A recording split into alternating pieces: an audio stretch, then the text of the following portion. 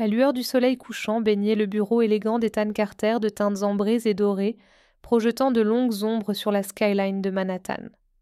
Les fenêtres du sol au plafond reflétaient sa grande silhouette alors qu'il ajustait sa cravate pour ce qui semblait être la 100e fois. Sur son bureau, en acajou poli, reposaient les papiers du divorce, leur présence aussi lourde que le secret qu'Ethan portait depuis 18 mois. Il fixait les papiers, sa poitrine se serrant. Dans quelques heures, son mariage avec Mia Robinson, une décennie de rêves partagés, de rires et de luttes, prendrait officiellement fin.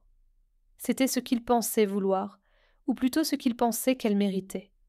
Pourtant, le poids dans sa poitrine racontait une histoire différente. Un doux coup à la porte brisa sa rêverie. Lorsqu'il tourna la tête, là elle était. Mia, vêtue d'une robe bleue simple mais frappante, se tenait dans l'embrasure de la porte, son expression calme, mais ses yeux sombres trahissant le tourment en dessous. Le souffle d'Ethan se coucha dans sa gorge. Même maintenant, avec leur relation en ruine, elle était irrésistiblement captivante. « Tu es en avance, » dit Ethan, sa voix plus douce qu'il ne l'avait voulu. « Tu es en retard, » répondit Mia, entrant dans le bureau avec la confiance silencieuse qui l'avait d'abord attirée chez elle il y a des années.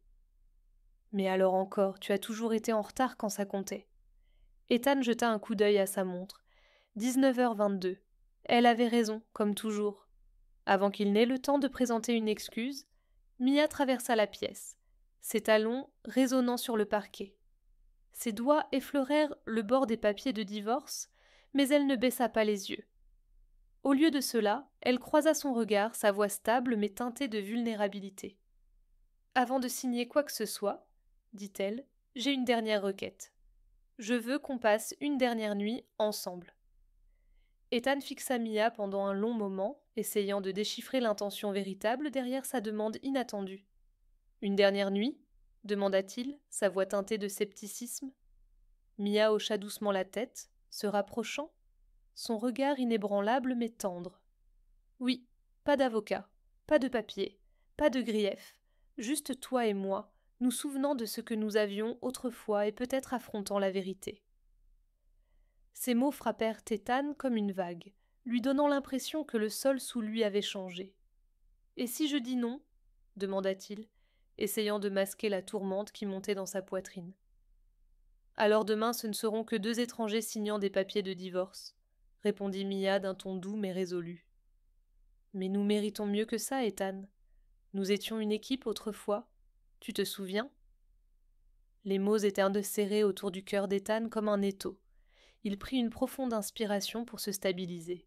« D'accord, mais si on fait ça, tu dois accepter une condition, l'honnêteté.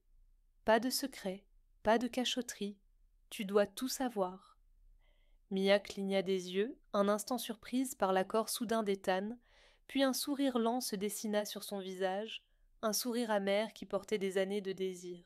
« Tout, » répéta-t-elle, tendant la main. Ethan prit sa main, ressentant la chaleur de sa paume, une sensation familière qu'il croyait avoir perdue pour toujours.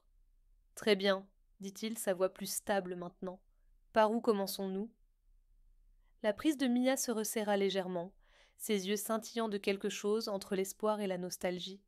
« D'abord nous quittons ce bureau, » dit-elle, jetant un regard significatif au papier de divorce sur son bureau. « Puis nous nous souvenons comment être à nouveau nous deux, même si ce n'est que pour une nuit. » Ethan la suivit hors du bureau, laissant les papiers non signés derrière lui.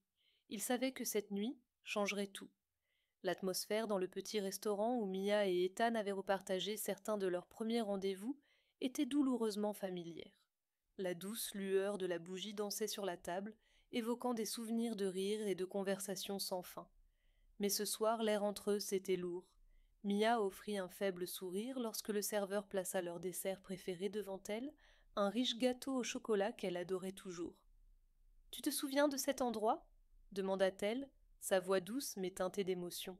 « Bien sûr que je me souviens, » répondit Ethan, essayant de garder un ton égal, mais à l'intérieur, il se sentait écrasé par le poids du secret qu'il allait révéler. Mia posa lentement sa fourchette, ses mains tremblant légèrement alors qu'elle croisait son regard. Son regard portait une détermination silencieuse, comme si elle écartait les couches de ses murs soigneusement protégés. « Ethan, dit-elle, sa voix à peine plus qu'un murmure. Je dois comprendre. Pourquoi as-tu changé? Pourquoi m'as-tu repoussé? Ces mots tranchèrent en lui comme un couteau. Ethan se recula dans sa chaise, prenant une respiration tremblante. Tu veux la vérité?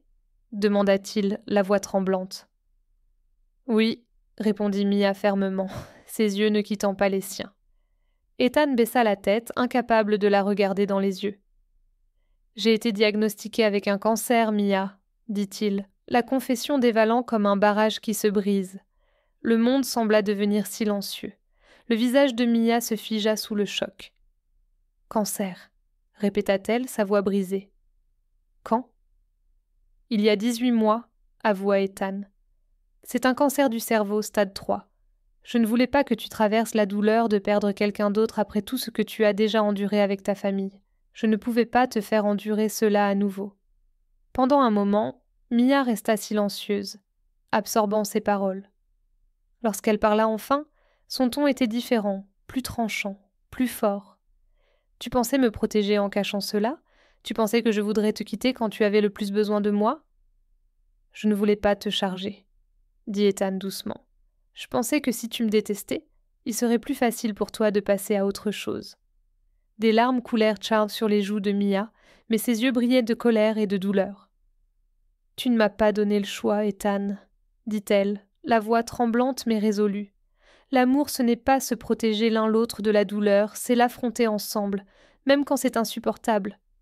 Elle se leva brusquement, la chaise grattant doucement le sol. J'ai besoin d'air, dit-elle, et s'éloigna de la table, laissant Ethan seul, le cœur brisé en morceaux. Ethan retrouva Mia dans un petit parc près du restaurant, un endroit qu'il visitait pas trop souvent, au premier jour de leur relation. Elle se tenait près du garde-corps en pierre, la douce lueur des réverbères dessinant sa silhouette contre la nuit. Ethan hésita un instant avant de s'approcher, son manteau sur le bras.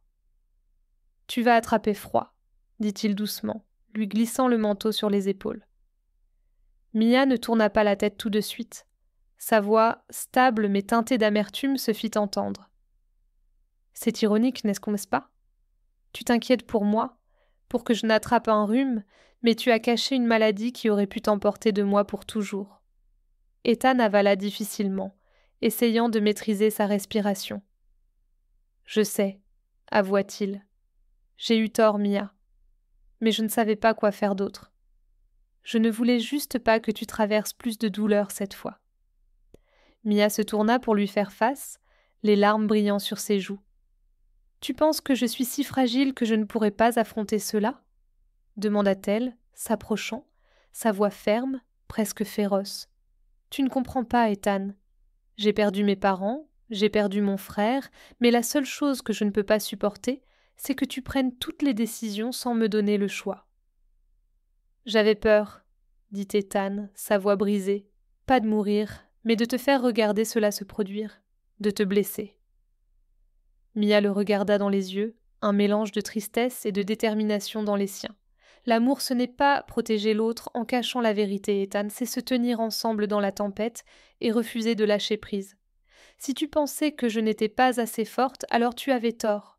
Les murs qu'Ethan avait construits autour de lui s'effondrèrent complètement.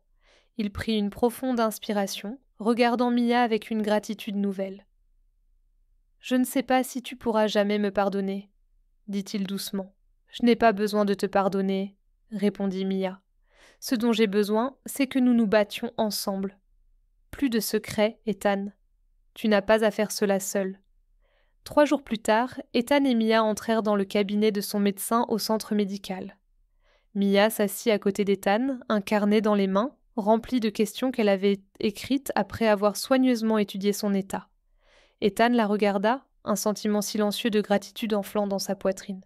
« Tu vas bien ?» murmura Mia, ses yeux doux mais vigilants. Ethan acquiesça, bien que ses paumes soient encore trempées de sueur. « Je vais mieux avec toi ici, » avoua-t-il, ressentant pour la première fois qu'il n'était pas seul dans ce combat. Le docteur Chen entra dans la pièce, portant un dossier et arborant un sourire chaleureux. « Ethan, Mia, c'est génial de vous voir tous les deux aujourd'hui, » dit-elle. « Voyons ensemble vos progrès récents. » Alors que le médecin commençait à expliquer les résultats, Mia nota rapidement des points, posant des questions auxquelles Ethan n'avait même pas pensé. Il la regarda en silence, admirant sa détermination et sa force. « Docteur » dit Mia, son ton confiant. « Au-delà du traitement, existe-t-il des moyens d'améliorer sa qualité de vie pendant cette phase ?» Sa question fit sourire le médecin. Les semaines précédentes, Ethan s'était senti perdu et sans direction, mais maintenant il ressentait une lueur d'espoir. Lorsqu'ils quittèrent le cabinet, main dans la main, Ethan se tourna vers Mia et dit « Je n'ai jamais pensé que je méritais quelqu'un comme toi. » Mia le regarda, son sourire doux. « Tu n'as pas besoin de me mériter. Nous devons juste essayer l'un pour l'autre. » Les jours suivants, Mia resta aux côtés d'Ethan à chaque étape de son traitement. Elle n'était pas seulement une femme, elle était devenue sa partenaire, sa soignante et sa source inébranlable de force. Chaque matin, Mia se levait plus tôt que d'habitude pour préparer un petit déjeuner léger pour Ethan, des repas nutritifs soigneusement planifiés pour s'aligner sur son régime de traitement. Lorsque les nausées et la fatigue de ses séances de chimiothérapie frappaient, elle était toujours là, lui tenant la main et murmurant des mots d'encouragement, sa voix étant la seule chose qui pouvait apaiser son esprit agité. « Tu n'as pas à prétendre que ça va, Ethan ?» disait Mia doucement chaque fois qu'Ethan forçait un sourire courageux. « Appuie-toi sur moi, Ethan, si tu te sens faible. Je porterai la force pour nous deux. » La force d'Ethan faiblissait chaque jour un peu plus. La fatigue, autrefois gérable, le laissait maintenant confiné au canapé pendant des heures, sa respiration superficielle, ses mains tremblantes. Pourtant, dans les moments de calme, entouré des soins inébranlables de Mia, il se retrouvait souvent à repenser aux souvenirs de leurs jours heureux, au rire partagé près du lac, à la chaleur de sa main dans la sienne. Un soir, alors que Mia plaçait une couverture sur ses genoux, il tendit la main, sa voix faible mais stable.